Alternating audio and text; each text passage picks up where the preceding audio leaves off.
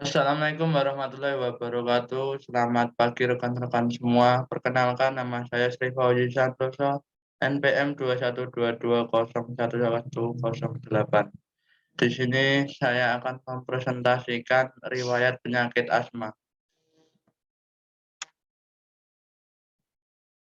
yaitu bab 1 pendahuluan yang berisi tentang latar belakang, rumusan masalah, tujuan, dan manfaat.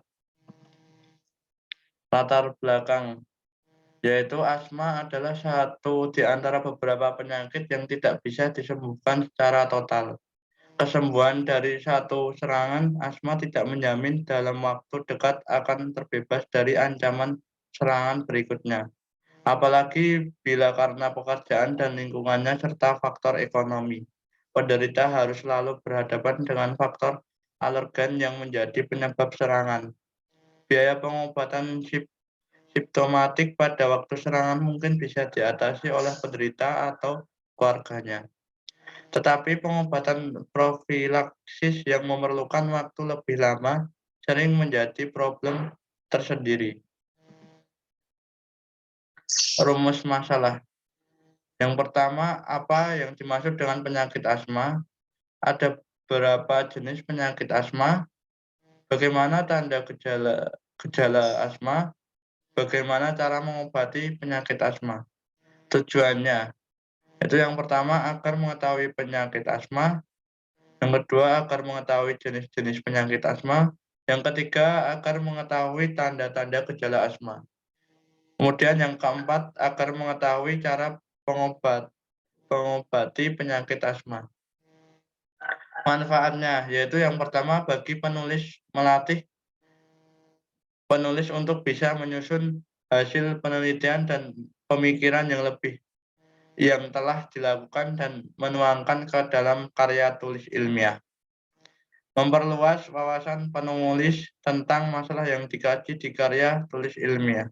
Yang kedua yaitu bagi pembaca dapat dijadikan sebagai acuan, referensi, informasi, dan wawasan teoritis dalam penelitian dan penyusunan karya tulis ilmiah selanjutnya.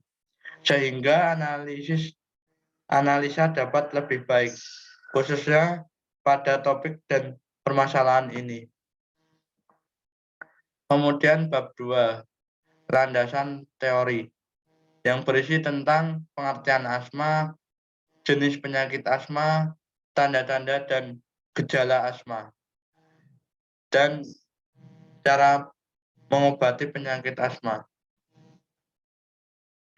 Pengertian asma. Asma sendiri berasal dari kata asma.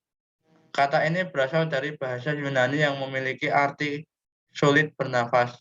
Penyakit asma dikenal karena adanya gejala sesak nafas, batuk, dan mengi yang disebabkan oleh menyempitan saluran nafas.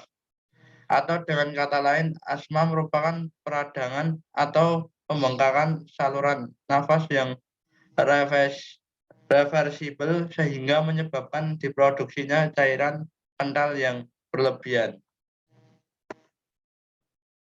Kemudian jenis-jenis penyakit asma, ada 3 jenis asma menurut Pratyahar 2011 antara lain.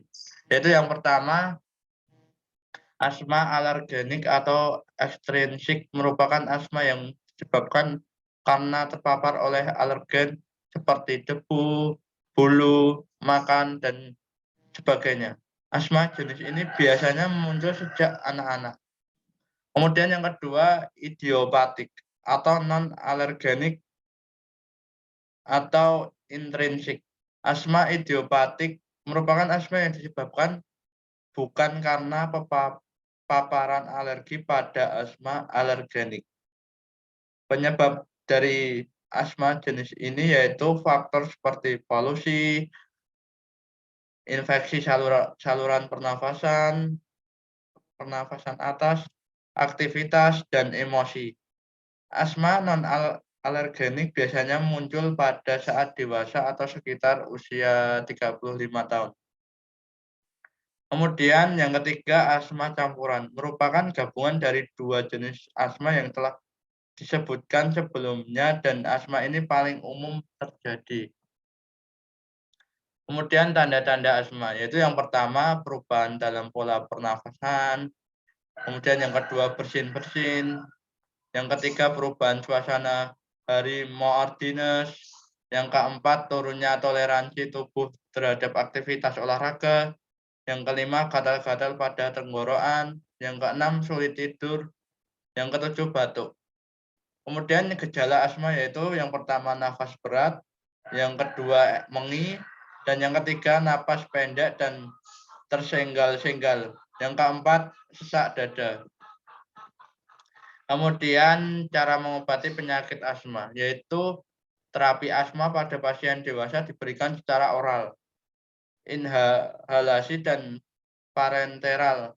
Keuntungan pemberian obat secara inhalasi adalah konsentrasi obat dapat optimal karena obat memiliki efek lokal yang langsung ke dalam paru-paru dan mempunyai efek samping lebih kecil dibanding dengan pemberian secara parenteral.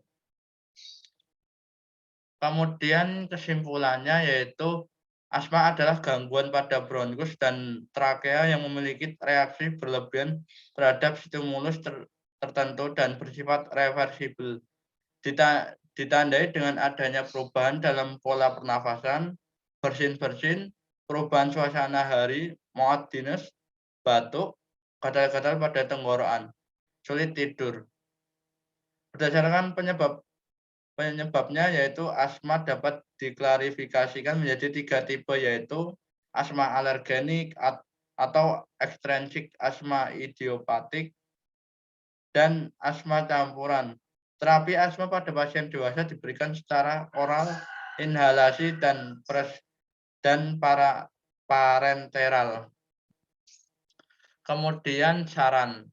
Dengan disusunnya makalah ini, mengharapkan kepada semua pembaca agar dapat menelah dan memahami apa yang telah tertulis dalam makalah ini, sehingga sedikit banyak bisa menambah pengetahuan pembaca.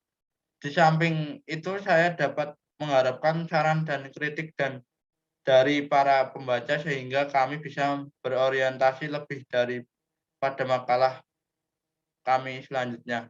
Terima kasih. Sekian dari saya. Bila ada salah kata, mohon maaf. Wassalamualaikum warahmatullahi wabarakatuh.